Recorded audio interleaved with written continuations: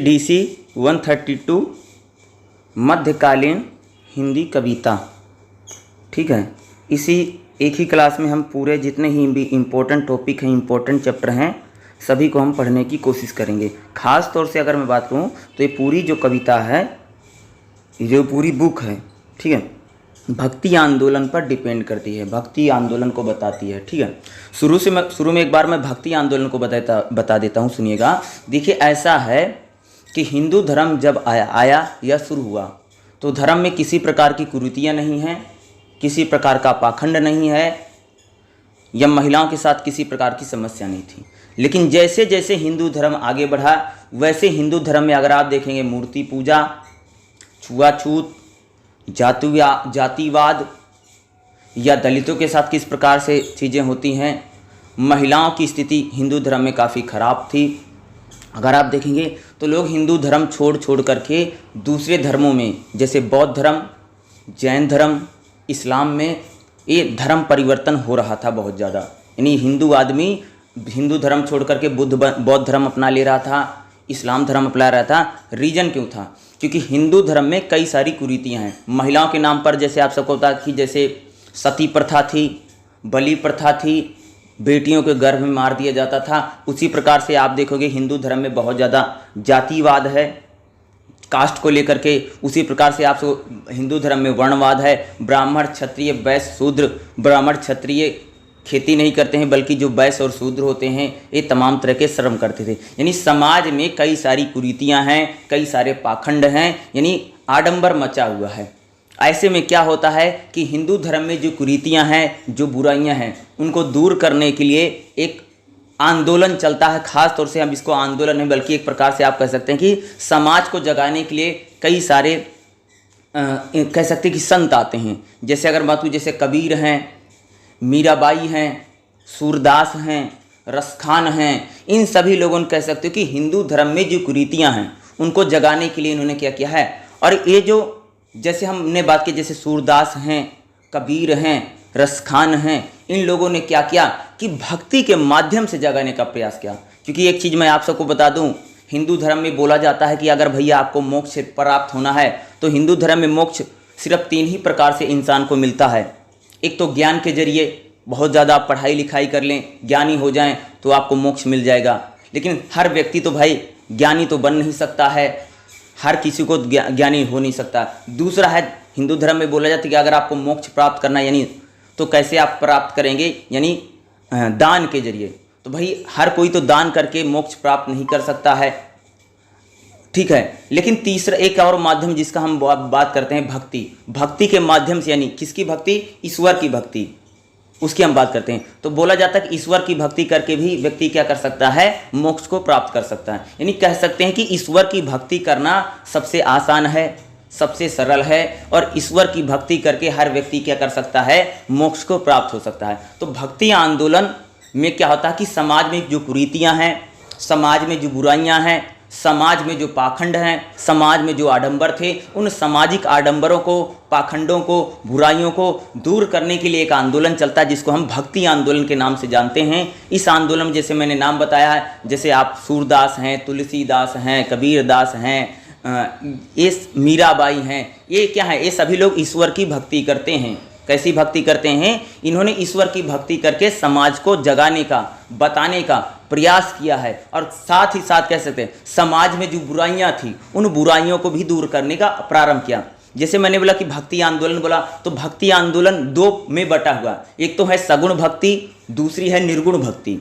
सगुण भक्ति का मतलब होता है कि जो ईश्वर के गुणों का भक्ति करता है। सगुण भक्ति में आप कह सकते हैं जैसे कोई राम की भक्ति करता है, कोई कृष्ण की भक्ति करता है, कोई विष्णु की भक्ति करता है, यह है सगुण भक्ति। यानी आपका जो भगवान है, आपका जो परमात्मा है, वह किसी व्यक्ति में या किसी दिव्य आत्मा में आपको दिखाई देता है। हम इसको क्या बोलते हैं? सगुण भक्ति। जैसे कोई राम की भक्ति करता है, हनुमान की भक्ति करता है, कृष्ण की भक्ति करता है, विष्णु की भक्ति करता है, सगुण भक्ति। सगुण भक्ति कौन करते थे? खासतौर से जैसे मीराबाई सगुण भक्ति आंदोलन से हैं, उसी प्रकार से तुलसीदास जी सगुण भक्ति से हैं, रामानंद सगुण भक्ति है। ये सगुण भक्ति के सारे संत हैं हमारे। अगर मैं निर्गुण भक्ति की बात करूं तो हमारे निर्गुण भक्ति में जैसे आप देखेंगे कबीर सबसे बड़े कबीर के बारे में तो आप सब जानती हो, कबीर किस प्रकार से समाज में कटाक्ष करते हैं। कबीर राम की पूजा करते हैं, लेकिन उनके राम वो मर्यादा पुरुषोत्तम राम नहीं है, बल्कि उनका राम क्या है, निराकार। निर्गुण भक्ति का मतलब ये होता है कि ऐसे भगवान की पूजा करना ना तो जिसका रंग है, ना तो जिसका रूप है, ना तो जिसका कोई आकार है। यानी भक्ति आंदोलन दो संप्रदाय में बटा हुआ है, एक है निर्गुण भक्ति, दूसरी है सगुण भक्ति। सगुण भक्ति का मतलब कह सकते हैं जो राम की पूजा करते हैं, कृष्ण की पूजा करते हैं, यानी जिन्होंने अपना परमात्मा राम को, कृष्ण को, कह सकते हो विष्णु को इस प्रकार से बना लिया, सगुण भक्ति है। जिनका भगवान है, जिनका परमात्मा किसी न किसी व्यक्ति में दिखाई पड़ता उनको, उसकी पूजा करते हैं। निर्गुण भक्ति का मतलब है कि निर्गुण भक्ति वाले वह संत हैं जिन्होंने अपने परमात्मा को, भगवान को किसी आदमी में नहीं, बल्कि वो निराकार ब्रह्म है, वो ना तो दिखाई देता है, वो हर जगह मौजूद है, व्याप्त है। इसको हम क्या बोलते हैं, निर्गुण भक्ति। जैसे कबीर निर्गुण भक्ति करते हैं, बड़े संत माने जाते हैं निर्गुण भक्ति के। ठीक है, तो हम लोग यहां पर जैसे बात करेंगे कि भक्ति का अर्थ क्या होता है। भक्ति का मतलब ये भगवान की भक्ति का ही नहीं, बल्कि जैसे हम लोग जैसे भक्ति का अर्थ, भक्ति का स्वरूप क्या है, हम इन चीज़ों को देखेंगे, क्योंकि पूछा जा सकता है। जो चीज़ें मैंने बताई है इसको जो आपको ध्यान ही रखना है। देखो भक्ति का स्वरूप क्या है। देखिए भक्ति साहित्य ईश्वर की भक्ति की निष्ठा भावना है। यानी जब हम ईश्वर की क्या करते हैं, निष्ठा से, भावना से क्या करते हैं, उसकी भक्ति करते हैं। फिर भी भक्ति केंद्रीय तत्व अवश्य है, उसके काव्य में अथाह धारा की सर्वत्र प्रवाह होती है। भक्त पहले वाले भक्त बाद में कवि हैं। उन्होंने कविता के लिए कविता नहीं, बल्कि सभी भक्त कवियों के लिए ईश्वर के प्रति अपने हृदय को वाणियों की दी है। इसलिए उनके शब्दों में सच्ची निष्ठा, गहरा अनुराग और तीव्र, यानी कह सकते जैसे कबीर हैं, जायसी हैं, सूरदास हैं, मीराबाई हैं, कह सकते कि भक्ति आंदोलन के जो संत हैं वो ईश्वर की भक्ति तो करते हैं, लेकिन भक्ति के जरिए उन्होंने गीत लिखे हैं, उन्होंने सत्संग लिखा है, उन्होंने कविताएं लिखी हैं, जिसके जरिए अपनी भक्ति को क्या करते हैं, वो प्रकट कर रहे हैं। और यहाँ पर भक्ति का अर्थ अगर देखोगे, भक्ति का अर्थ क्या होता है, सेवा करना। लेकिन इसका अर्थ सिर्फ सेवा तक सीमित नहीं, बल्कि ईश्वर की पूजा करना, भजन करना, ईश्वर को खुद के प्रति समर्पित कर देना। आप सबको पता होगा जैसे मीराबाई ने भगवान श्री कृष्ण को अपना पति मान लिया है। ठीक है, इस प्रकार से भक्ति, यानी इन भक्ति आंदोलन के संतों ने स्वयं को ईश्वर के प्रति समर्पित कर दिया है, यानी समर्पण कर दिया। यानी उन्होंने अपना पूरा जीवन किसके प्रति, भगवान में ही उन्होंने लीन हो गए हैं। और क्या करते हैं, कविता, यानी जैसे भजन करते हैं, कीर्तन करते हैं, सत्संग करते हैं। इस प्रकार के जरिए से कह सकते हैं भक्ति आंदोलन के संत जो हैं, समाज में जो समस्याएं हैं, समाज में जो बुराइयां, उन बुराइयों को भी वो दूर करने का क्या करते हैं, प्रयास करते हैं। इसके लिए वो गीत लिखते हैं, भजन लिखते हैं, या इस प्रकार की चीजों को उन्होंने काव्य लिखा है इस प्रकार से। ठीक है, भक्ति का स्वरूप क्या है, भक्ति कैसी हो सकती है, जैसे श्रवण करके, यानी सुन करके। जैसे भाई कोई भगवान की लीला गायन सुन रहा है, जैसे तुम भगवान की भजन सुन रही हो, तो क्या है, भक्ति है, श्रवण करके। दूसरी भक्ति कैसी थी भैया, कीर्तन करके। कीर्तन जैसे आप सबने ना भगवान के भजन गाना को हम क्या बोलते हैं, कीर्तन करके। भक्ति कैसे की जा सकती है, कीर्तन करके। स्मरण करके, यानी भगवान को याद करके भी हम क्या कर सकते हैं, भक्ति, यानी स्मरण करके। याद करिए, जैसे कोई भगवान राम को याद कर रहा, भगवान कृष्ण को याद कर रहा है, जब हम परमात्मा को याद करते हैं, यह भी एक प्रकार की क्या है, भक्ति ही है। पदा से, यानी ईश्वर के चरणों की सेवा करना भी भक्ति है। क्या है, ईश्वर की अगर आप चरणों की सेवा करते हैं, इसको भी क्या माना जाता है, भक्ति ही माना जाता है। जैसे अर्चना करना, अर्चना में भगवान की पूजा करना, ईश्वर की वंदना करना, ईश्वर को अपना स्वामी मानना, खुद को दास मानना। जैसे तुम बोलते हो कि भाई भगवान राम, भगवान कृष्ण हमारे क्या हैं, हम हमारे स्वामी हैं, यानी हम क्या है, उनके दास हैं। यह भी एक प्रकार की भक्ति है। जैसे भगवान को अपना मित्र मानना, सखा मानना, बंधु मानना, ये भी क्या एक प्रकार की भक्ति है। जैसे अगर बात करूं, कई सारे संतों ने जब देखोगे तो भगवान को क्या है, अपना सखा मानना, साख्य भाव बोलते हैं। ईश्वर को ईश्वर में खुद को समर्पित कर देना है, समर्पण की भावना भी होना क्या है, भक्ति है। यानी इस सभी प्रकार से की जा सकती है, भक्ति की जा सकती। भक्ति का क्या है, सारा रूप है। ठीक है, जिस प्रकार से यहाँ पर भक्ति होती है। अगले हम लोग बात करेंगे कि भक्ति काव्य की प्रमुख प्रवृत्तियां क्या हैं। भक्ति काव्य में अगर विशेषता क्या है, देखो भक्ति जो काव्य है, यानी जो कविताएं लिखी गई, भक्ति आंदोलन जो कविताएं लिखी गई, जो छंद लिखे गए, ठीक है, या जो गीत लिखे गए, जो भजन लिखे गए, उनकी विशेषता क्या है, क्या है, प्रेम ही पुरुषार्थ है। यानी क्या करना, भगवान के प्रति स्वयं को समर्पण कर देना, यही पुरुषार्थ है। दूसरा, भगवान के प्रति क्या है, कैलीन सबसे बड़ी चीज, ये भगवान का जो प्रेम है वो सबसे बड़ी चीज है। खासतौर से बता दें, भक्त भगवान से बड़ा, यानी इसमें भक्ति आंदोलन में क्या पता चला भैया कि तुम सबने सुना भक्त से क्या भगवान, यानी भगवान से बड़ा कौन होता है, भक्त। ठीक है, यानी भक्त अगर भक्ति खूब करता है तो भगवान खुश होकर के उसके सामने आ जाते हैं। यानी भक्त है, ईश्वर से बड़ा कौन होता है, भक्त होता है, जो ईश्वर की भक्ति करता है। भक्ति के बिना शास्त्र ज्ञान और व्यर्थ है, यानी भक्ति के बिना कह सकते हैं जो हमारे शास्त्र हैं, जो ज्ञान है, ये अधूरा है। नाम के रूप से बढ़कर है, यानी किसी नाम के रूप को से बढ़कर क्या है, भक्ति। यानी भक्ति को ही सर्वत्र चीजें मान ली गई। भक्ति किस प्रकार से की जा सकती है, जैसे ईश्वर के प्रति अनन्य प्रेम है, जैसे ईश्वर के प्रति आपका उत्कृष्ट प्रेम है, अनन्य प्रेम है, इसको हम क्या बोलेंगे, ये भी एक प्रकार की क्या है, भक्ति है। जैसे समानता की भावना, भक्ति के मार्ग पर सांसारिक भेदभाव का कोई स्थान नहीं है, इस बात सभी भक्ति कवियों ने स्वीकार किया।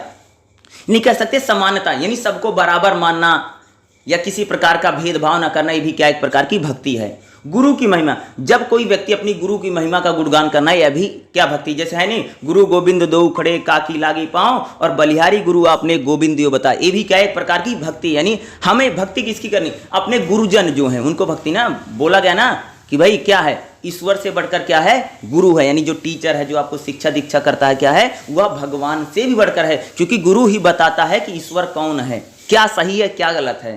ठीक है, अगला कह सकते हैं शास्त्र ज्ञान की अनावश्यकता है, यानी कह सकते हैं कि जो व्यक्ति भक्ति करता है उसके लिए जो शास्त्र है या जो शास्त्र है वो उसकी कोई जरूरत नहीं है। ईश्वर की भक्ति को ही क्या माना गया है, सबसे बड़ा माना गया। नाम की महिमा, जैसे बहुत लोग जैसे राम राम राम राम जपते हैं, कृष्ण कृष्ण का माला जपते हैं, देखा होगा ना, कोई भगवान विष्णु, यानी भक्ति में क्या है, नाम की बड़ी महिमा है, जैसे राम है, कृष्ण है, ठीक है, विष्णु है, उस प्रकार से। अहंकार का त्याग करना, यानी भक्ति आंदोलन में क्या चलता भैया कि हमारे अंदर जो अहंकार है उनका त्याग कर देना चाहिए। ठीक है, अगला लोक जीवन से जुड़ा, भक्ति आंदोलन के जितने संत हैं, जो सामाजिक समस्याएं हैं उनको दूर करने का उन्होंने हमेशा प्रयास किया। जैसे समाज में जातिवाद है, जैसे समाज में दलितों के साथ छुआछूत है, महिलाओं के साथ जिस प्रकार के व्यवहार होता है, इन चीज़ों को भी वो क्या करते हैं, दूर करने का प्रयास करते हैं, अपने गीतों के जरिए, अपने भजनों के जरिए, अपने जो भजन लिखते थे, जो गीत लिखते थे, जो सत्संग करते थे, इन सभी चीज़ों के लिए क्या करते थे, समाज में जो समस्याएं हैं उन समस्याओं को भी क्या है, दूर करने का क्या है भाई प्रयास किया गया है। भक्ति की निर्गुण भक्ति क्या होती है, निर्गुण भक्ति मैंने आपको बताया। देखो, निर्गुण भक्ति का मतलब है कि निर्गुण भक्ति हम उसको बोलते हैं जो व्यक्ति निराकार ब्रह्म की पूजा करते हैं, यानी उसका जो भगवान है, उसका जो परमात्मा है वो हमें ना तो दिखाई देता है, यानी वो क्या है, हर जगह व्याप्त है, हर जगह मौजूद है। जैसे मैंने बोला ना कि निर्गुण भक्ति का मतलब कि आप अपने परमात्मा को किसी व्यक्ति में, किसी दिव्य आत्मा में, किसी दिव्य पुरुष में आपको दिखाई नहीं पड़ता है, लेकिन आप कहते हैं कि हमारा जो परमात्मा हर जगह विद्यमान है। जैसे इस्लाम में क्या है, अगर आप देखेंगे निर्गुण भक्ति है, लेकिन हिंदू धर्म में देखो सगुण भक्ति है। सगुण भक्ति में हम क्या देखते हैं, यानी जैसे कोई राम की पूजा कर रहा है, कोई कृष्ण की पूजा कर रहा है, कोई लक्ष्मी की पूजा कर रहा है, कोई हनुमान की पूजा कर रहा है, ये सगुण भक्ति है। यानी आपका जो भगवान है वो किसी न किसी आदमी में, किसी दिव्य आत्मा में, किसी दिव्य पुरुष में आपको दिखाई पड़ा, यानी क्या है, वो आपको दिखाता है। निर्गुण भक्ति में कहता है निराकार ईश्वर की पूजा की जाती है। ठीक है, जैसे मैंने बताया ना, देखो ये जो भक्ति आंदोलन था इसमें कह सकते जाति प्रथा का विरोध करना है, हिंदू मुस्लिम एकता पर भी बल दिया गया था। देखो हिंदू धर्म में क्या है, बहुत ज्यादा जातिवाद था, तो आप सबको पता है कि ब्राह्मण है, क्षत्रिय है, वैश्य है, शूद्र है, किस प्रकार से अत्याचार होता था। तो भक्ति आंदोलन के जो संत हैं अगर आप देखेंगे तो यह जाति प्रथा का विरोध करते थे, ताकि ये कहते थे भाई सभी बराबर हैं, ना तो कोई यानी ब्राह्मण क्षत्रिय वैश्य शूद्र में किसी प्रकार का भेदभाव ना करो, सभी बराबर हैं। और भक्ति आंदोलन जो संत थे हिंदू मुस्लिम एकता पर भी क्या है, बल देते थे। खास तौर से जो चीजें मैं बता रहा हूँ इनको लिख के जरूर आना, ठीक है। सगुण भक्ति क्या होती है, सगुण भक्ति का मतलब होता है कि जब आप किसी ऐसे ईश्वर की पूजा करते हैं जिसे आप किसी दिव्य आत्मा में या किसी व्यक्ति में आप उसको देखते हैं, खास तौर से सगुण भक्ति वाले। जैसे सगुण भक्ति, अवतारवाद में विश्वास करना सगुण भक्ति। अवतार जैसे राम का अवतार है, कृष्ण का अवतार है, विष्णु का अवतार है। जो संत अवतारवाद में विश्वास करते थे वो क्या है, सगुण भक्ति करते थे। जैसे अगर मैं तुलसीदास भगवान राम की भक्ति करते हैं, मीराबाई हैं कृष्ण की भक्ति करती हैं, ठीक है। उसी प्रकार से रामानंद है वो भी राम की भक्ति करते हैं, कोई कृष्ण की भक्ति करता है। ये क्या है, अवतारवाद में विश्वास करना। ईश्वर की लीला गायन करना, यानी जो सगुण भक्ति वाले होते हैं ना, ईश्वर की लीला का गायन करते हैं, यानी भगवान ऐसा है ऐसा है। जैसे तुलसीदास को देखो तो उन्होंने पूरा रामचरितमानस ही लिख दिया है। उसी प्रकार से मीराबाई देखोगे तो मीराबाई भी श्री कृष्ण के भजनों को खूब गाती हैं। उसी प्रकार से अगर आप सूरदास के देखोगे तो सूरदास जो हैं भगवान श्री कृष्ण की जब बचपन की कहानियां हैं, लीला गायन है, जब वह थी तो उसका लीला गायन भी होता है। भक्ति का विशिष्ट रूप होता है, खास तौर से जैसे सगुण भक्ति में क्या होता है, ईश्वर के जो परमात्मा है उनका क्या बिल्कुल पूरी तरह कह सकते हैं कि किसी दिव्यात्मा या दिव्य पुरुष में उनको दिखाई देता है, उसकी पूजा की जाती है। सगुण भक्ति की हम लोग बात कर रहे हैं, ठीक है। तो पहले चैप्टर में ज़्यादातर यही क्वेश्चन जो मैंने आपको बताया है यही पूछा जाता है, खास तौर से यही आता है। अब देखो जैसे एक क्वेश्चन इसमें दिया गया है, मैं बता देता हूँ, भक्ति काव्य में क्या क्या विशेष होता है। देखो भक्ति आंदोलन में अगर आप देखेंगे जो कविताएं लिखी गई, जो चौपाइयाँ लिखी गई, जो कह सकते छंद लिखे गए, या जो कह सकते सत्संग या जो गीत लिखे गए, उनमें क्या है, खास तौर से अगर आप देखेंगे काव्य की भाषा, यानी भक्ति आंदोलन में जो ईश्वर की जो भक्ति की जा रही थी एक कविता के रूप में काव्य भाषा में लिखे, ज़्यादातर कविता के रूप में लिखे, पोयम के रूप में ज़्यादातर चीज़ें लिखी गई, जैसे दोहे हैं, चौपाई हैं, इस रूप में लिखा गया है, ठीक है। दूसरा, इनका काव्य भी रूप है, कविता का भी रूप है और पद्य रूप है, यानी पाठ, यानी जैसे चैप्टर होते हैं उस रूप में भी इनको लिखा गया है। छंद है, यानी अगर भक्ति आंदोलन की अगर आपको देखेंगे तो इसमें क्या छंदों का बहुत ज़्यादा प्रयोग किया गया है। उसी प्रकार से अलंकार, ये अलंकार का भी काफ़ी प्रयोग करते हैं, ठीक है। जैसे तुलसीदास अगर देखें तो अलंकारों का प्रयोग करते हैं, जैसे उपमा अलंकार है, रूपक अलंकार है, यानी अलंकारों की भाषा का भी क्या करते हैं लोग यूज करते हैं, ठीक है। तो पहले चैप्टर में अगर आप देखेंगे तो मूलतः यही है। ज्ञानाश्रयी शाखा का मतलब क्या होता है कि जब आप ईश्वर को निर्गुण कवियों को एक लंबी परंपरा है, यानी ज्ञानाश्रयी शाखा कौन है, जो निर्गुण भक्ति करते हैं, यानी जिन्होंने ज्ञान पर ज़्यादा बल दिया है, कह सकते हो ज्ञान पर ज़्यादा बल देते हैं, उस प्रकार के जैसे अगर कौन कौन से ज्ञानाश्रयी शाखा के संत हैं, गुरु नानक देव, दादू दयाल, मूलकनाथ, सूरदास, इस प्रकार के जो संत हैं क्या हैं, यह ज्ञानाश्रयी शाखा के संत हैं। प्रेमा मार्गी में यानी आप ईश्वर को एक प्रकार से जो सूफी संत है उनको प्रेमा मार्गी बोला जाता है। भारत में सूफी मत का आगमन 12वीं, देखो हिंदू धर्म में जो कुरीतियाँ थी उनको दूर करने के लिए जो आंदोलन चला उसको हम क्या बोलते हैं, भक्ति आंदोलन। उसी प्रकार से जो इस्लाम मुस्लिम धर्म में जो कुरीतियाँ थी, जैसे कट्टरवाद है इस्लाम में, या इस्लाम में जिस प्रकार की बुराइयाँ थी उन बुराइयों को दूर करने के लिए कौन सा आंदोलन चला, सूफी आंदोलन, ठीक है। जैसे हमारे हिंदू धर्म में हम संतों को क्या बोलते हैं, हम उनको बोलते हैं जैसे संत बोलते हैं, संत हैं, बाबा हैं, इस प्रकार से बोला जाता है। उसी प्रकार से इस्लाम में भी जो धर्म में बुराइयां थी उन बुराइयों को दूर करने के लिए सूफी आंदोलन चला था, ठीक है। कई जैसे चिश्ती संप्रदाय, आप सबने नाम सुना होगा ना, चिश्ती संप्रदाय, जैसे आप मुहिउद्दीन चिश्ती का नाम सुना होगा, जो अजमेर शरीफ में जब दरगाह है जो जहाँ पर सब लोग चादर चढ़ाने जाते हैं। यानी हिंदू धर्म में जो बुराइयाँ थी, जो कुरीतियाँ थी, जो भी समस्याएं थी, सामाजिक समस्या थी, उनको दूर करने के लिए भक्ति आंदोलन चला। उसी प्रकार से मुस्लिम धर्म में जो सामाजिक बुराइयां हैं, या जो एक प्रकार से कहते हैं इस्लाम में जिस प्रकार से कट्टरता थी, या इन चीज़ों को दूर करने के लिए जो आंदोलन चला उसको हम क्या बोलते हैं, इसका सूफी आंदोलन के नाम से जाना जाता है। सूफी आंदोलन में देखोगे तो खास तौर से इसमें जो शरीयत है इस्लाम में उसके पालन पर बहुत ज़्यादा जोर दिया गया। कई सारे लोग मानते हैं, जो सूफी संत कहते हैं शरीयत में बदलाव होना चाहिए। कई सारे जो संत हैं वो सूफी संत हैं जो शरीयत में बदलाव नहीं पाना चाहते हैं, ठीक है। इस्लाम में जो चला था उसको हम सूफी आंदोलन के नाम से जानते हैं। अगर पूछा जाएगा तो लिख देना। कृष्ण भक्ति शाखा का मतलब है कि जो भगवान श्री कृष्ण को पूजा करते हैं या भगवान श्री कृष्ण को अपना देवता या परम आराध्य मानते हैं, उसको कृष्ण भक्ति शाखा बोला जाता है, ठीक है।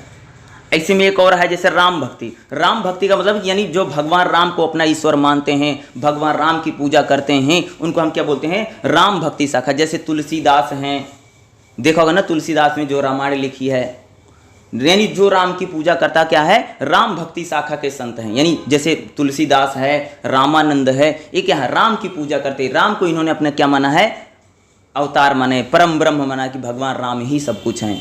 जैसे मीराबाई हैं, सूरदास हैं, एक कृष्ण भक्ति शाखा के संत हैं, यानी भगवान श्री कृष्ण की ही पूजा करते हैं, बाकी दूसरे की नहीं करते हैं, ठीक है। ये क्या है, भक्ति आंदोलन में अलग अलग क्या है, संत हैं, ठीक है। तो पहले चैप्टर में तो लगभग आपका यही था जो मैंने आपको बताया है। पहला चैप्टर तो खत्म हो गया, ठीक है। हेलो, क्या है? रीति काव्य। ठीक है, रीति काव्य की अगर हम बात करें तो रीति काव्य क्या होता है, इसको हम देखेंगे। खास तौर से अगर आप देखेंगे रीति काव्य को, जो आपकी बुक में इन्होंने बता रखा है, ध्यान रखना, 1600 यानी 1643 से लेकर के 1843 तक, यानी ये 200 सालों तक, यानी 1643 से लेकर के 1843 तक का जो समय है, इसको रीति काल के नाम से जाना जाता है। कब से कब तक? मैंने क्या बताया भाई? 1643 से लेकर के 1843 तक का जो टाइम पीरियड है, इसको हिंदी में अगर आप देखो रीति काव्य के नाम से जाना है। यानी इस समय जो कविताएं थी, जो लिखे गए, कुछ भी लिखा जा रहा था, उसको रीति काव्य माना गया। ठीक है, देखिएगा, रीति काव्य का सामान्य अर्थ क्या है? कविता की प्रणाली, काव्य पद्धति, काव्य सांचा, लक्षण, ग्रंथ की शैली। यह मूलतः शब्द ग्रंथ शैली में प्रयोग किया। जिन ग्रंथों में काव्य के विभिन्न अंगों का लक्षण है, उन्हें रीति, यानी कह सकते हैं जिन ग्रंथों में विभिन्न काव्य हैं, उनको क्या बोला जाता है? रीति ग्रंथ कहलाते हैं। जिस विधि के अनुसार यह विवेचना होता है, उसे रीति शास्त्र कहते हैं, यानी उनका। और कब से कब तक? 1643 से लेकर के 1643 से लेकर के 1843, यानी 200 सालों तक जितने भी काव्य लिखे गए हैं, उनको क्या बोला जाता है? रीति काव्य बोला जाता है। रीति काव्य में क्या है? अपनी अपनी रीति के काव्य की बात है, जैसे देव, शब्द, रसायन, इस प्रकार के। रीति काव्य में क्या है?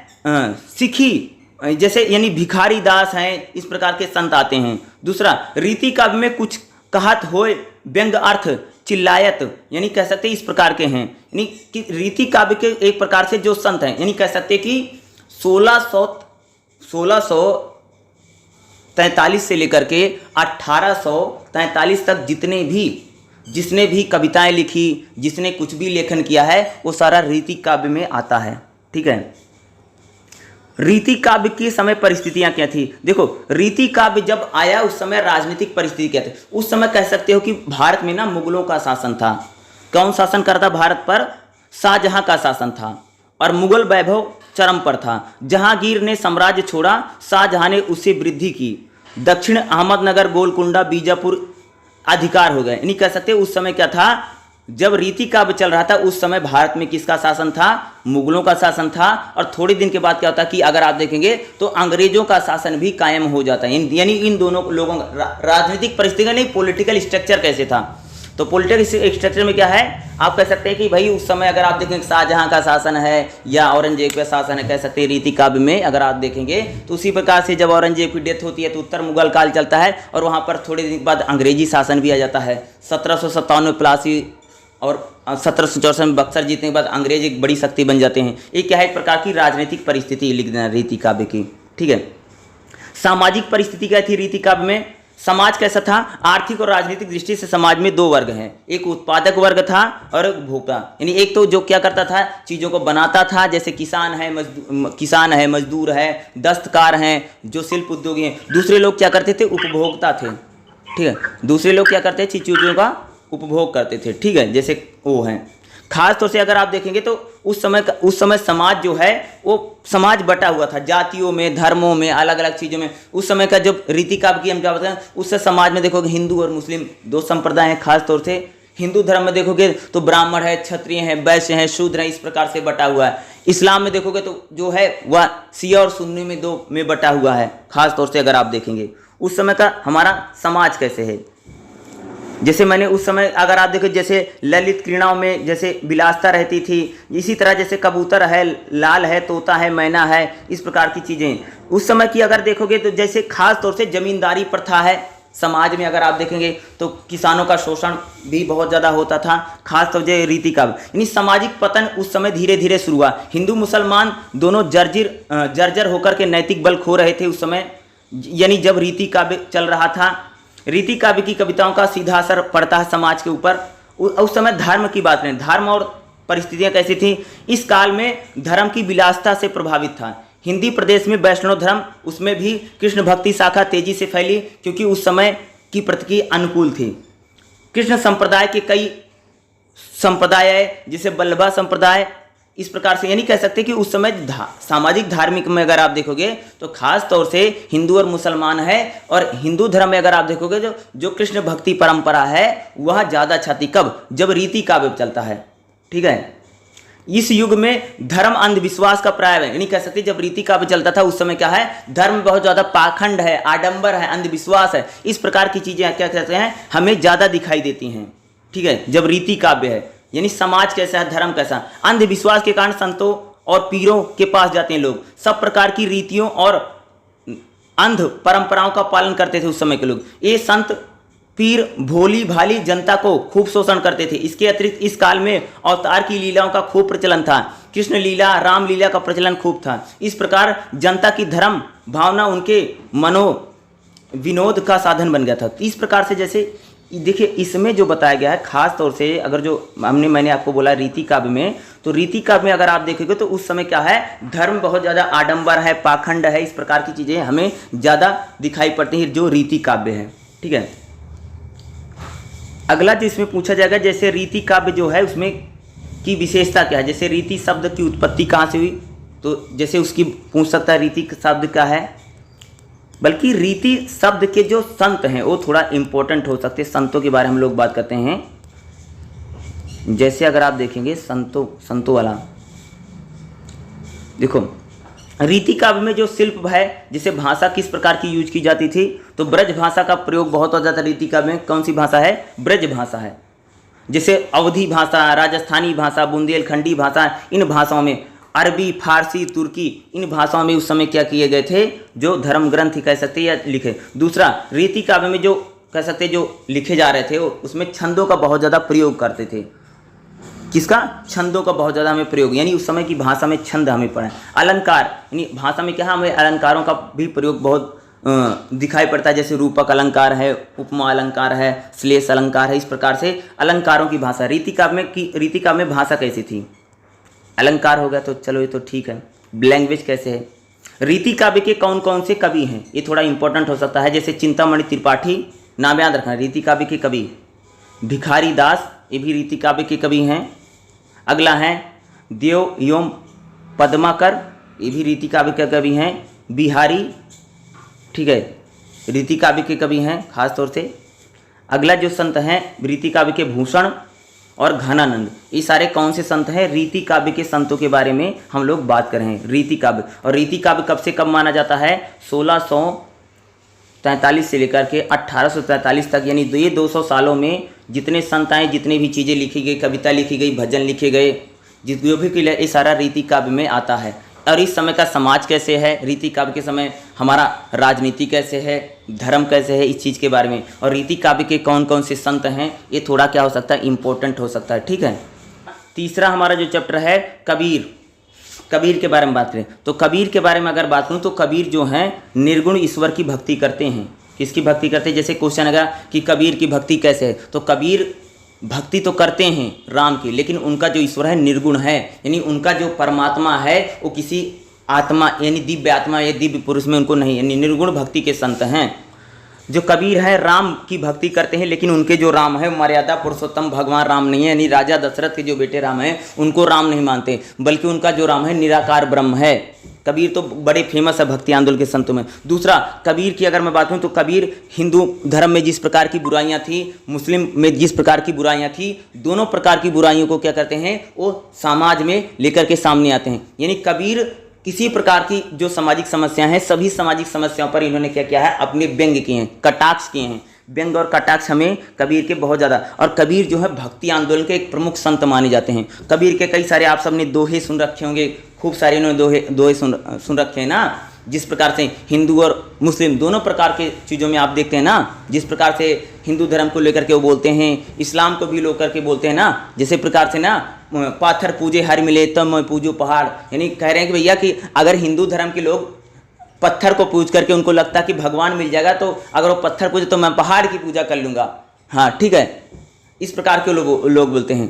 ताते ते चकिया भली, यानी कह रहे कि भाई अगर पत्थर तो पूजना कुछ नहीं है, अगर पत्थर पूज के भगवान मिलेगा तो मैं पहाड़ की पूजा कर लूँगा। ये तो इससे तो अच्छा जो चकिया है, यानी जो पीसा जाता है जिससे रोटी बनती है, वो तो बहुत अच्छी चीज़ है। उसी प्रकार से जैसे बोलते हैं कि जैसे इस्लाम में देखा कि जैसे 5 बजे से होता नहीं, जैसे अजान दी जाती है तो बोलते नहीं क्या ईश्वर जो है यानी जो अल्लाह है बहरा है, ठीक है। इस प्रकार की चीज़ें नहीं कह सकते कि समाज में जो कुरीतियाँ हैं उन कुरीतियों का क्या करते हैं, विखंडन करते हैं। यानी चाहे हिंदू धर्म में कुरीतियाँ हो, चाहे इस्लाम धर्म में कुरीतियाँ हो, मुसलमानों में कुरीतियाँ, दोनों को लेकर के क्या करते हैं, व्यंग्य करते हैं, कटाक्ष करते हैं। उलट बासिया कबीर की तो खूब फेमस है, आप सबने सुना भी होगा ना किस प्रकार के वो संत हैं। यानी सामाजिक समस्याओं को लेकर के कबीर ने हमेशा दिखाया है। कबीर निर्गुण भक्ति के संत हैं, कबीर राम की भक्ति करते हैं, लेकिन कबीर के जो राम है वो मर्यादा पुरुषोत्तम भगवान राम नहीं, बल्कि उनका जो राम है निराकार राम है, निराकार ब्रह्म राम की पूजा करते हैं, ठीक है। खास तौर से कबीर के लिए ये इंपॉर्टेंट होता है। कबीर की अगर हम बात करें तो भक्ति आंदोलन के प्रमुख संतों में कबीर का नाम आता है, जो कह सकते हैं कि एक बहुत फेमस कबीर भक्ति आंदोलन के संत हैं। दूसरा, कबीर के बारे में कई प्रकार के जो कह सकते हैं इतिहासकार उनको लेकर के मतभेद है। कबीर को लेकर के लोग बताते हैं कि ना तो ये हिंदू है ना तो मुसलमान है, ये कौन है इनके बारे में कुछ पता नहीं चलता है, क्योंकि एक जो मल्लाह जाति होती है ना, जो नाव चलाते हैं, ये जो है इन्होंने इनको पाला था, इसलिए ये हिंदू है या मुसलमान है इनका पता नहीं चल पाता, क्योंकि नदी में इनको मिला था ना, इनके जिन्होंने इनका पालन पोषण किया कबीर को लेकर के। तो कबीर कह सकते हैं कि भक्ति आंदोलन के बड़े संत हैं, निर्गुण भक्ति करते हैं, निराकार ब्रह्म की पूजा करते हैं। दूसरा, सामाजिक जो समस्या उन समस्याओं पर लिखते हैं, जैसे चाहे हिंदू धर्म में किसी प्रकार की कुरीति हो, चाहे इस्लाम में किसी प्रकार की कुरीति है, उन प्रकार के लिखा है। राम की पूजा करते हैं, लेकिन राम उनका जो राम है मर्यादा पुरुषोत्तम भगवान राम नहीं है, बल्कि अगर आप लोग कह सकते हैं उनके जो राम है निराकार ब्रह्म है। उनके राम का कोई आकार नहीं, कोई रंग है, कोई रूप नहीं है। बहुत कबीर के तो दोहे खूब फेमस हैं इसमें, ठीक है। आपने सबने सुना भी होगा ना, जैसे मैंने आप कई प्रकार के जो इनके उलट बासियाँ जैसे खूब फेमस हैं कबीर को लेकर के। तो यही है कबीर के बारे में। तो अगर आपको लिखना है इनकी रचनाएं क्या हैं, अगर खास तौर से कबीर की मैं रचनाओं की बात करूँ तो इन्होंने देखो, जैसे आप सबको पता हो कि कबीर दास ने 71 पुस्तकें लिखी हैं, कई प्रकार की बुकें का इन्होंने क्या क्या है लिखा है, जिसमें कबीर के गुरु ग्रंथ साहिब में भी इनका उल्लेख हमें देखने को मिलता है। कबीर के दोहे जो हैं काफ़ी फेमस हैं, तो दोहे तो आप सबने ज़्यादातर सुने हो रखे।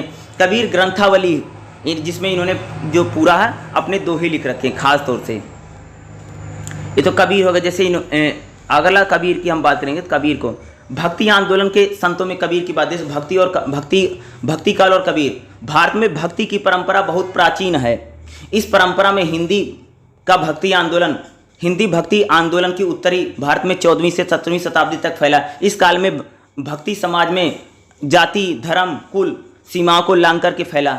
इस रूप में एक जन आंदोलन बना, ठीक है। यानी भक्ति आंदोलन क्या है, एक प्रकार के जन। हिंदू धर्म में जो कुरीतियाँ थी, जो बुराइयाँ थी, जो पाखंड था, जो जातिवाद था, महिलाओं की जिस प्रकार की समस्या थी, मूर्ति पूजा थी, बलि प्रथा था, कन्या भ्रूण हत्या था, बाल विवाह था, इन सभी सामाजिक समस्याओं को दूर करने के लिए भक्ति आंदोलन चलाया गया, ठीक है। और इन सभी सामाजिक समस्याओं को लांघ करके, क्योंकि खास तौर से जातिवाद बहुत ज़्यादा था हिंदू धर्म में।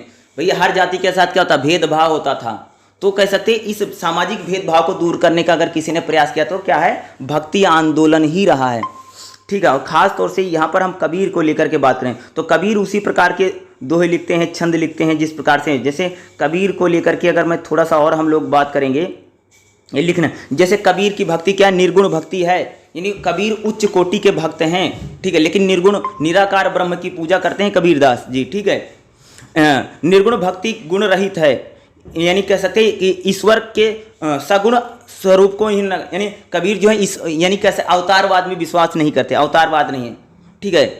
तब कबीर ईश्वर शरीर के वाचक धर्मों से परे हैं। कबीर कहते हैं हरि सबसे परे हैं, वह अवगुण सगुण दोनों से परे हैं, अमर अजर हैं। यानी वो कहते हैं कि भगवान को क्या मानते हैं, अजर और अमर मानते हैं, ना तो जिसका कभी जन्म हुआ ना जिसको कभी मृत्यु हुई। कबीर उस प्रकार के ब्रह्म की पूजा करते भगवान को।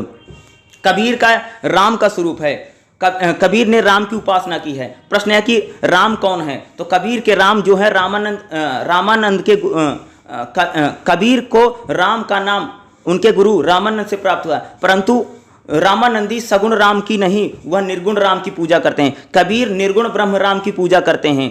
कबीरदास ने कह सकते कबीरदास ने अपने समय जातिवाद, धर्मवाद, संप्रदायवाद, मठवाद आदि सभी समस्याओं को इन्होंने लिखा है। मैंने लिखा ना कि हिंदू धर्म पर कह सकते कि ऐसे संत हैं बैठते हैं कबीर कहाँ, काशी में बैठते हैं, और काशी क्या ब्राह्मणों का सबसे बड़ा मठ है, ब्राह्मणों की एक प्रकार की भूमि है, और वहाँ पर बैठ करके ब्राह्मणों पर क्या करते हैं, कटाक्ष करते हैं। या हिंदू धर्म पर इन्होंने, हिंदू धर्म में जिस प्रकार से जातिवाद है, संप्रदायवाद है, या जिस प्रकार की समस्या, उन समस्याओं को लिखते हैं ना, और बाकायदे लिखते हैं कि भाई अगर मूर्ति पूजा कर, उन्होंने कितना बड़ा विरोध किया। मैंने अभी आपको दोहे पढ़कर मैंने है ना सुनाया ना कि पाथर पूजे हर मिले मैं तो जो पूजू पहाड़, यानी कबीर कह रहे हैं कि अगर हिंदू लोग अगर पत्थर की पूजा करते हैं और उनको लगता है कि भगवान मिल जाएगा तो मैं पहाड़ की पूजा कर लूंगा, इस प्रकार से वो कटाक्ष करते हैं। चाहे हिंदू धर्म हो चाहे इस्लाम रहा हो, दोनों में अगर हम बात करेंगे तो कह सकते हैं कि जमकर के उन्होंने कह सकते जातिवाद, धर्मवाद, संप्रदायवाद, इन सभी चीज़ों को क्या है, उन्होंने तमाम तरह के अपने छंद लिखे हैं, दोहे लिखे हैं।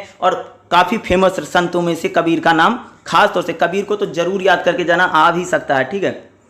यानी कबीर ने जातिवाद, धर्मवाद, संप्रदायवाद, इन समस्याओं को क्या है उन्होंने लिखा है। अगला देखिएगा, अगला हम थोड़ा सा बात कर लेते हैं। अगला अगर आप देखोगे, कबीर सामाजिक चेतना को जगाने का प्रयास करते हैं, चाहे इस्लाम हो चाहे हिंदू धर्म हो, दोनों हैं।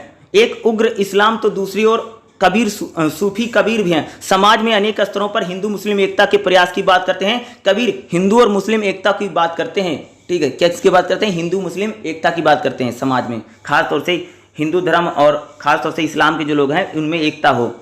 कबीरा सोई पीर है जो जाने पर पीर, जो पीर न जाए सो कबीर बेपीर, यानी कहते हैं, यानी इस प्रकार की जो उनके दोहे हैं, दोहे तो काफ़ी फेमस हैं, जैसे मैंने आपको लिख रखा है ना। तो दोहे कबीर को लेकर के पूछा जा सकता है। कबीर की भाषा कैसी, कबीर की भाषा अगर बात करोगे, लैंग्वेज कैसी, काव्य सौंदर्य क्या है, प्रतीकात्मक है, प्रतीकों का बड़ा प्रयोग करते हैं कबीर। दूसरा अगर आप कबीर की बात करोगे तो उलटबासियाँ, थोड़ा ये उल्टी बातें करते हैं, थोड़ा बेढंगी बातें करते हैं कबीर, उस प्रकार की चीज़ों को इन्होंने उलटबासियाँ, लेकिन ये जो बातें उल्टी करते हैं लेकिन बिल्कुल सही करते थे।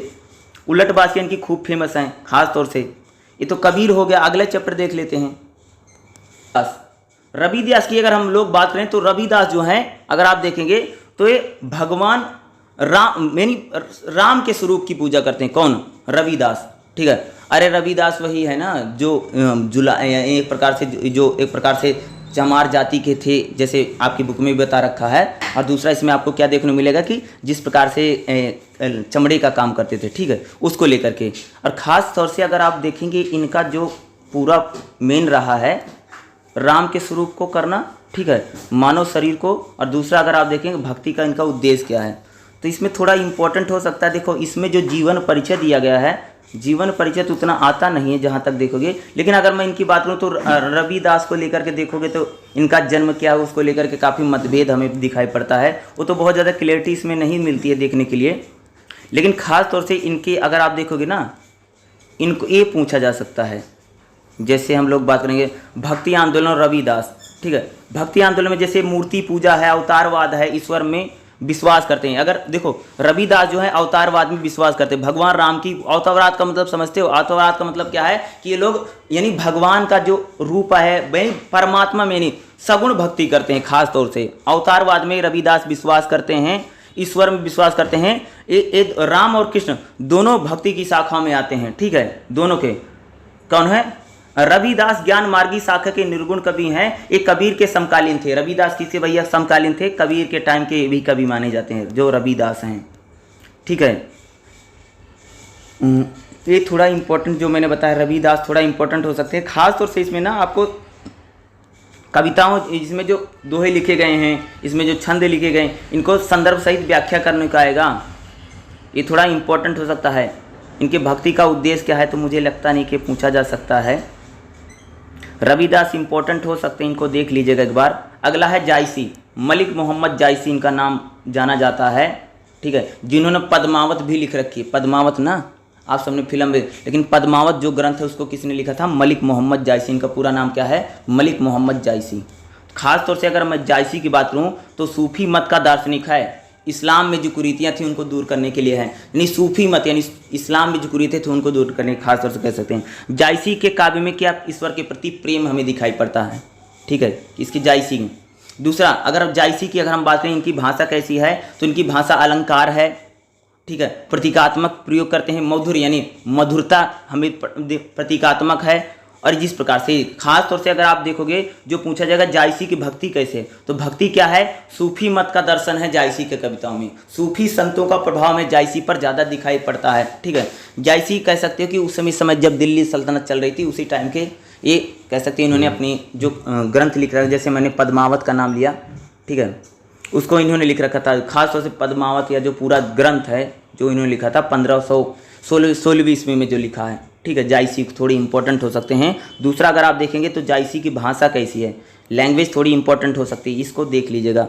ठीक है, देखिएगा चैप्टर नंबर 6 क्या है, मीराबाई के काव्य। तो मीराबाई तो आप सबको जानते हो, भगवान श्री कृष्ण की पूजा करती हैं, जिन्होंने भगवान कृष्ण को अपना क्या पति मान लिया, परम आराध्य मान लिया है। ये भी भक्ति आंदोलन के संतों में इनका नाम आता है। लेकिन कह सकते हो कि भगवान श्री कृष्ण की पूजा करने में अगर खास तौर से किसी लोगों ने कहा तो उसमें क्या है, मीराबाई। और दूसरा कह सकते हो कि ये महिला संतों में से है मीराबाई। एक दक्षिण भारत में अगर आप देखोगे अंडाल है, जो दक्षिण भारत के प्रमुख सूफी भक्ति आंदोलन की संत है। और मीराबाई अगर देखोगे इस साइड से, तो मीराबाई क्या है, इनकी भक्ति भावना है।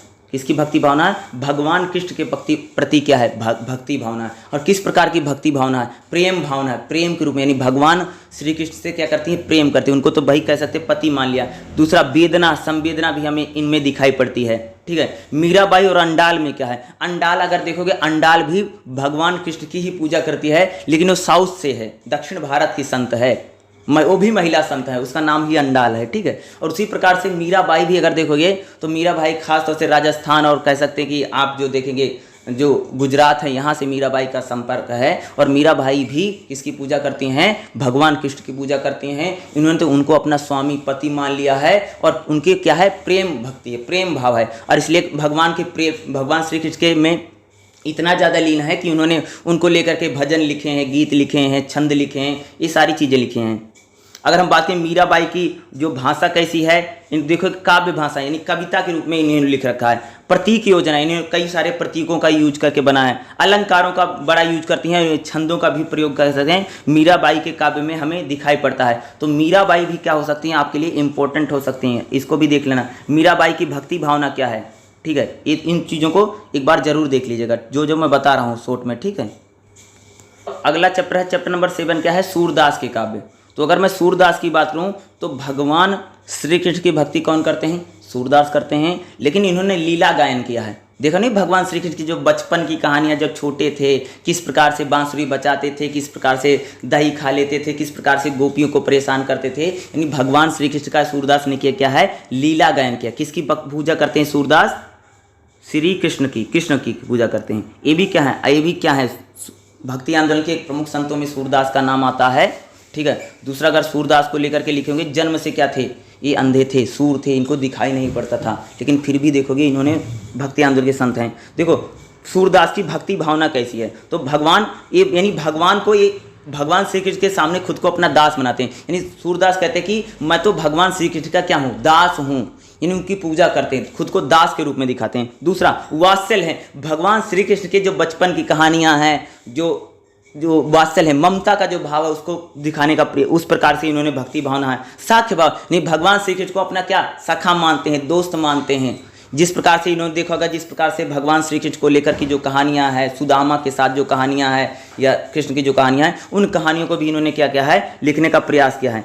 साख्य मधुर भाव, भगवान श्री कृष्ण के प्रति इनके मधुरता है। राधा और कृष्ण का जो प्रेम है, उस प्रेम को भी अगर किसी ने लिखा तो सूरदास ने लिखने का प्रयास किया है। इनके प्रेम में अगर भगवान कृष्ण और राधा का जो प्रेम है, उस प्रेम को इन्होंने दिखाने का, श्रृंगार है, भगवान कृष्ण और राधा का जो प्रेम है, जो श्रृंगार रस है, उस श्रृंगार रस को भी सूरदास ने लिखा है। भगवान श्री कृष्ण के जो बचपन की कहानियां हैं, उन बचपन की कहानियों के भी इन्होंने वात्सल्य भाव जो है, और भगवान श्री कृष्ण को क्या मानते हैं, अपना परमात्मा, इन्हें खुद को उनका दास मानते हैं, ये भी मान सकते हैं, या अपना सखा भी मानते हैं उसके रूप में। इनका क्या, सूरदास की भक्ति भावना कैसे, किस प्रकार से उन्होंने चीज़ों को लिखा, ये इंपॉर्टेंट हो सकता है।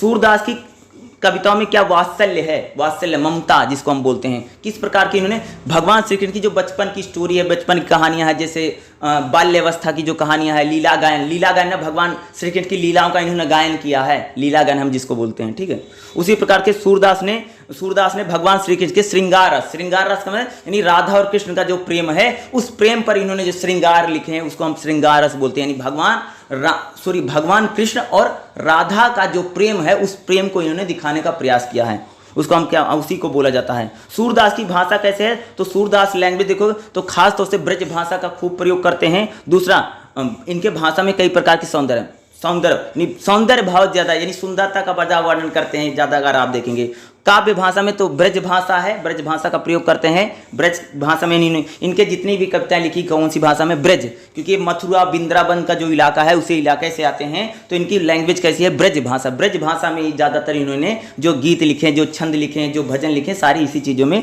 लिखा गया, खास तौर से सूरदास को लेकर के। ठीक है, चैप्टर नंबर 8 क्या है, तुलसीदास का काव्य। तो तुलसीदास किसकी पूजा करते हैं, सबको पता, भगवान राम की पूजा करते हैं। इनके गुरु कौन है, रामानंद जी थे और इन्होंने रामचरितमानस लिखा है। तुलसीदास की अगर हम लोग बात करेंगे तो भगवान राम को ही अपना क्या मानते हैं, उपासक है, भगवान राम की पूजा करते हैं, भगवान राम के। और भक्ति आंदोलन के संतों में तुलसीदास का भी नाम क्या है, बड़ा फेमस है, बड़ा प्रसिद्ध है। रामचरितमानस इस प्रकार की उन्होंने सारी चीज़ें लिख रखी हैं। अगर आप देखेंगे तो अगर देखो तुलसीदास का भाव क्या है, तुलसीदास अगर बात करें जैसे अगर खास तौर से जाति प्रथा का काफ़ी विरोध करते थे, सामंतवाद विरोधी हैं तुलसीदास। किसके विरोधी, सामंतवाद के विरोधी हैं। दूसरा समाज में अगर देखोगे सहानुभूति है इनमें। दूसरा हिंदू मुसलमान जिस प्रकार की कुरीतियाँ उसका भी विरोध करते हैं। समाज में जो जातिवाद है उसका भी क्या करते हैं, विरोध। भगवान राम के प्रति इनकी क्या है, भक्ति भावना है। और भगवान राम को क्या मानते हैं, परम ब्रह्म मानते हैं। किसको मानते हैं, भगवान राम को परम। और भगवान राम को लेकर के इनकी सारी भक्ति है। रामचरितमानस इन्होंने लिख रखा है, ये तो आप सभी जानते हैं। जो रामचरितमानस है तुलसीदास के रामचरितमानस तो पूरा फेमस रहा, बहुत ज़्यादा प्रसिद्ध है। इस जिसे कुछ हम और बात कर लेते हैं इनकी तुलसीदास की, क्योंकि थोड़े इम्पोर्टेंट हो सकते हैं, तुलसीदास को लेकर के आ सकता है। देखो तुलसीदास ने कौन कौन सी रचनाएं की हैं, जैसे इन्होंने राम लाला नेछुन, प्रश्न, जानकी मंगलम, रामचरितमानस, पार्वती मंगल, गीतावली, कृष्णावली, गीतावली, विनय पत्रिका, दोहावली, कवितावली, हनुमान बहुक, इस प्रकार की इन्होंने। जैसे हनुमान चालीसा किसने, तुलसीदास ने ही लिख रखा। हनुमान चालीसा भी इन्होंने, हनुमान पंचक या इस प्रकार के। रामचरितमानस तो मैंने आपको बता दिया। ये कह सकते तुलसीदास की क्या है, सारी रचनाएं हैं। खास तौर से भगवान राम को रिलेट करके इन्होंने ज़्यादातर लिख रखा है, लेकिन अन्य चीज़ों को भी, जैसे जानकी मंगलम यानी जानकी मंगलम का मतलब क्या, माता सीता के बारे में जो उन्होंने पूरा लिख रखा है। हनुमान चालीसा लिख रखा है, हनुमान पंचक लिख रखा है, यानी उस प्रकार से। राम और हनुमान की जो भक्ति है, हनुमान के भी उपासक है, हनुमान के बारे में इन्होंने काफ़ी लिख रखा है। राम के बारे में सारा इनका वर्णन, भगवान राम के बारे में अगर किसी ने सबसे ज़्यादा लिखा, सबसे ज़्यादा लेखन किया तो शायद तुलसीदास ही ने लेखन किया। यानी कह सकते कि भगवान राम को जिस प्रकार से अगर किसी ने घर घर तक अगर किसी ने पहुँचाने का काम किया है तो शायद तुलसीदास ही थे, जिन्होंने इतना सारा हनुमान चालीसा हो, रामचरितमानस हो, या जिस पर पूरी रामलीला होती है, वो जो पूरा लेखन है किसका लेखन है, तुलसीदास का ही तो लेखन है। ठीक है, भगवान राम पे वो लेकर के जो इन्होंने पूरा लिखा है।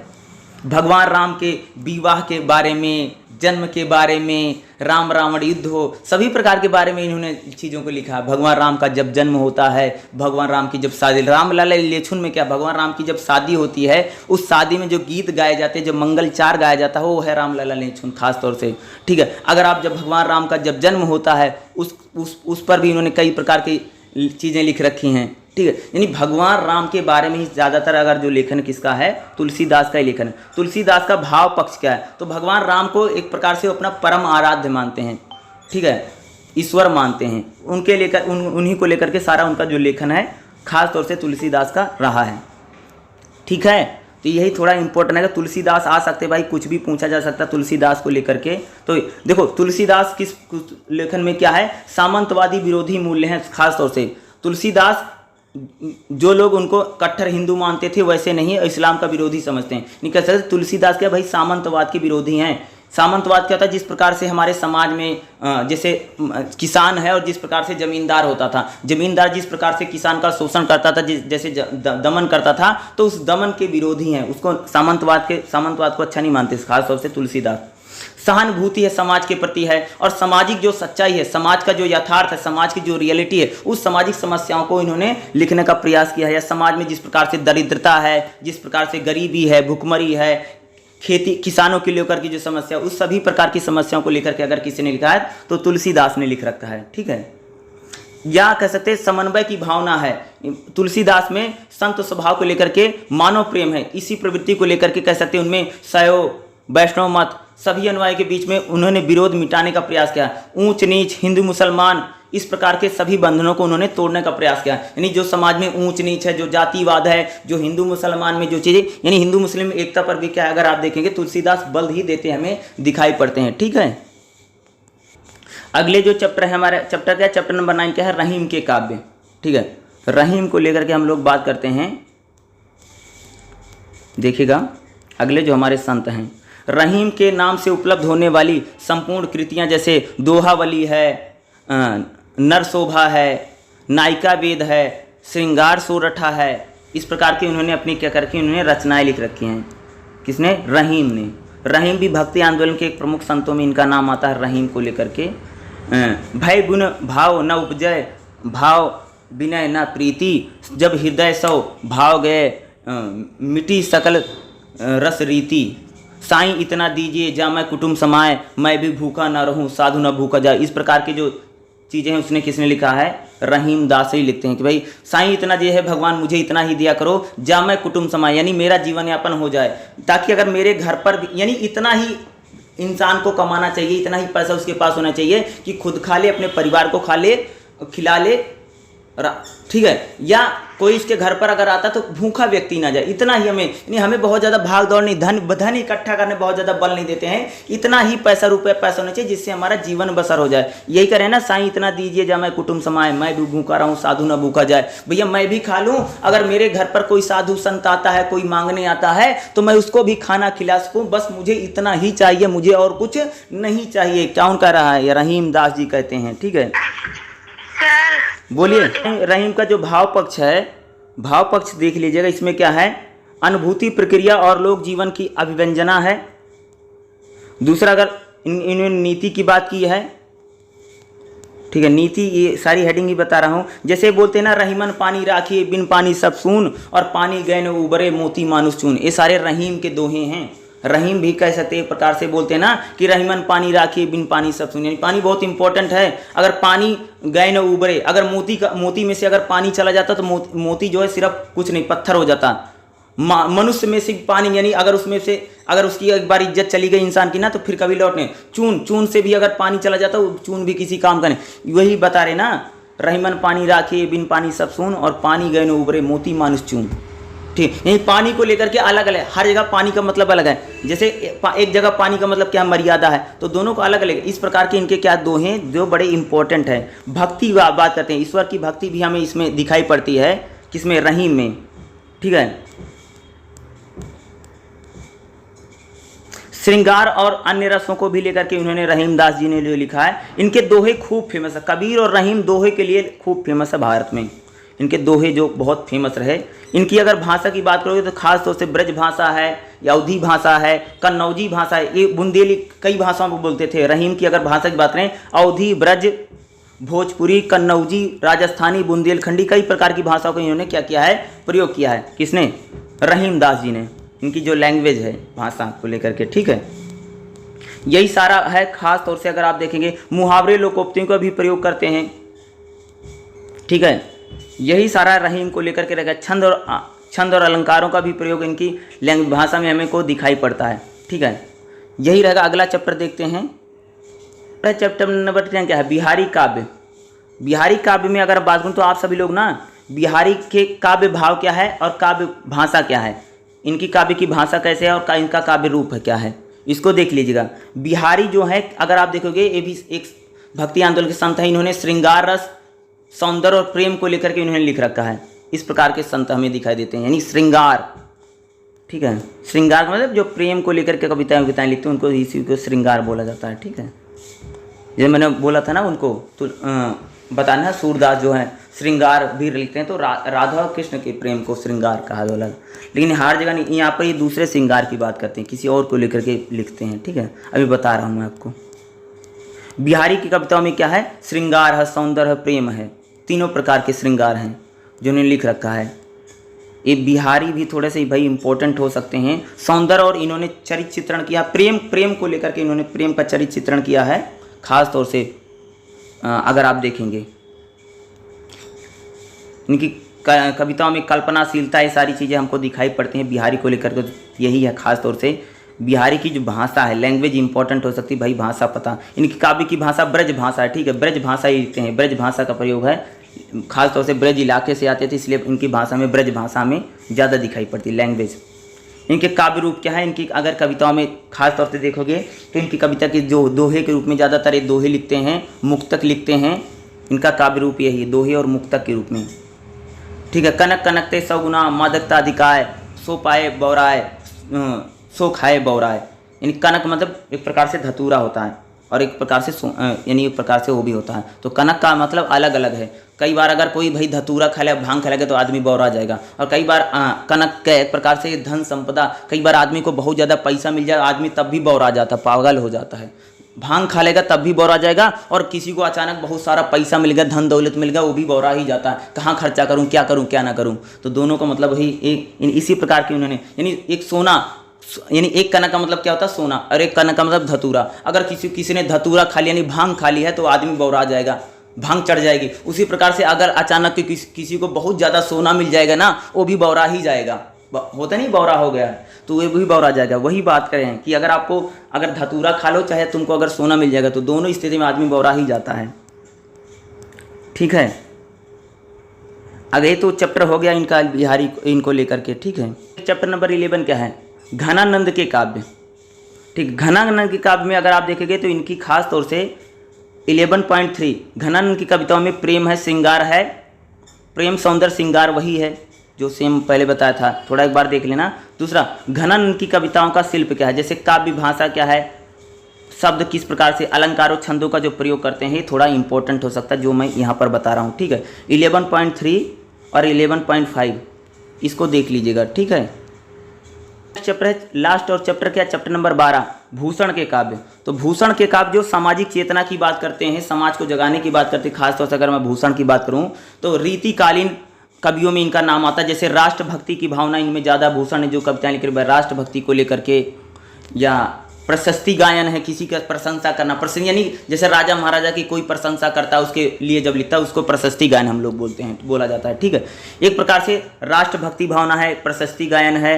दूसरा कह सकते हैं वीर रस के कवि, यानी वीरता का काफ़ी गुणगान करते हैं। इनकी अगर भाषा की बात करें तो खास तौर से 12.5 और 12.6 यही आपके लिए क्या हो सकता है, इंपॉर्टेंट, खास तौर से भूषण को लेकर के। इसको जरूर देख लीजिएगा, भूषण के काव्यों को लेकर के थोड़े इंपॉर्टेंट हो सकते हैं, जिसे हम लोग थोड़ी सी बात कर लेते हैं भूषण को लेकर के। इनकी कविताओं में क्या है, जैसे मैंने वीर रस के काव्य हमें ज़्यादा दिखाएं। रीतिकालीन में वीर काव्य, प्रदेश में भूषण। वीर काव्य के संबंध प्रायः उस युग की पृष्ठभूमि से होता है। वीर कविताओं में नायक युग के संदर्भ में गढ़े जाते हैं। युग की हलचलों से संबंधित नायकों को लेकर के प्रायः वीर कविताओं को, भारतीय ही नहीं विश्व में भी अधिकांश भाषाओं में काव्य इतिहास वीर भाव की कविता से भरा पड़ा है। हिंदी में आदिकाल की अधिकांश रचनाएं पृथ्वी राज रासों और परिमल रासों का केंद्रीय वीर रस है। ये आदिकालीन कवियों और रीतिकालीन कवियों की भूषण की वीर भाव की कविता को यथार्थ चित्रण। वीर भाव का मतलब जब किसी प्रकार की वीरता को लेकर के इन्होंने जो लिख रखा है, जैसे पृथ्वी राज रासो जो इन्होंने लिखा है, उसमें कैसे वीर रस के काव्य हैं। खासतौर से इनके जो भूषण की कविताएं हैं। भूषण के काव्य की भाषा क्या है, तो अगर भूषण की अगर हम लोग काव्य की भाषा की बात करें तो खास तौर से ब्रज भाषा, खड़ी बोली का प्रयोग करते हैं। किस प्रकार की भाषा है, ब्रज भाषा और खड़ी बोली, दोनों प्रकार की इन्होंने कविता का भाव है, लैंग्वेज जो इनकी है। ब्रज भाषा के शब्दों का बहुत ज़्यादा प्रयोग करते हैं, क्योंकि वीरता के लिए ब्रज भाषा में अरबी फारसी शब्दों का भी प्रयोग करते हैं भूषण। बुंदेलखंडी है भाषा का भी प्रयोग करते हैं, मराठी कुछ भाषा का प्रयोग करते हैं। अपनी भाषा में अलंकारों का प्रयोग करते हैं, रस का अलंकार भी काफ़ी अलंकारशील इनकी भाषा, लैंग्वेज अगर देखेंगे तो हमको दिखाई पड़ती है। छंदों का प्रयोग करते हैं। ठीक है, ये भूषण के काव्य को लेकर के यही सारी चीज़ें हैं जो आपसे पूछी जा सकती, जो मैं आपको बता रहा था। ठीक है, यहाँ पर देखोगे तो सारांश आ गया। तो लगभग आपकी जो पूरी बुक है यहीं पर समाप्त हो गई। चैप्टर नंबर 1 से लेकर के चैप्टर नंबर 12 तक जितना इम्पोर्टेंट था वो तो मैंने बता दिया। अब खास तौर से मेरी बात सुनो, एक काम करना, इसमें ना आप सबको ना संदर्भ सहित व्याख्या करने को आएगा। खास तौर से जैसे मैंने कई सारे दोहे हैं, इसमें खूब सारे दोहे हैं, लिखने को जरूर आएंगे। संदर्भ सहित व्याख्या तो आती ही आती है, तो इसको भी आपको क्या करना ही पड़ेगा। ठीक है, फिर मैं आपको एक क्वेश्चन पेपर दिखा देता हूँ। क्वेश्चन पेपर को एग्जाम में क्वेश्चन पेपर ऐसे ही आने वाला, जैसे मैं आपको दिखा रहा हूँ। देखो ये जून 2022 में आया था। ठीक है, और पहला क्वेश्चन जो होगा कंपलसरी रहता है। आपको ना एक सप्रसंग व्याख्या करनी पड़ेगी, एक पद्यांश की। टोटल 3 आएंगी। ठीक है, जैसे पद्यांश, जैसे इस प्रकार के दोहे आ गए किसी का, तो आपको उसकी क्या करनी है, सप्रसंग व्याख्या करनी है। व्याख्या करने में आपको क्या, सबसे पहले उसको क्या लिखना पड़ेगा, प्रसंग लिखना है। फिर उसका संदर्भ कहाँ से लिया गया, हमारी पाठ्य पुस्तक BHDL 132 में कौन से चैप्टर से लिया गया, कौन से उसके कवि, उसको लिखना पड़ेगा। फिर उसकी आपको क्या व्याख्या करनी है, फिर उसका विशेष लिखना है। जैसे प्रसंग पद्यांशों की क्या करनी है, जो पद्यांश है उसकी संदर्भ सहित व्याख्या है, बहुत इंपॉर्टेंट होता है। जैसे इसमें है ना, भूर सुमद अस नैन दुहाई मनिक भरे तरंग आवत तीर जही फिरत काल भंवर तह संग। ये क्या है, ये इसका क्या है, पद्यांश की आपको क्या करनी, व्याख्या करनी है। इसी प्रकार से रहीमन निज संपत्ति बिना काऊ न विपत्ति सहाय बिन पानी ज्यों लाज को नहीं रवि सक बचाए। इस प्रकार से देखो 3 आएंगे। देखो सुनो, मेरा ध्यान से सुनो। यहाँ पर जो पहला क्वेश्चन एग्जाम में पूछा जाएगा उसमें क्या रहेगी, छंद आएगा या कोई दोहा आएगा, और छंद और दोहे की क्या करनी है, आपको इसकी व्याख्या करनी है, व्याख्या बतानी है, इसका मतलब क्या, इसका अर्थ क्या है, ये बताना पड़ेगा। और एक आएगा, और कितने नंबर का आएगा, 20 नंबर का लिखना। और ये 20 नंबर के लिए ना कम से कम 2 या 3 पेज लिख करके आना, ज़्यादा लिख करके आना, ज़्यादा से ज़्यादा बढ़ा चढ़ा करके लिख देना।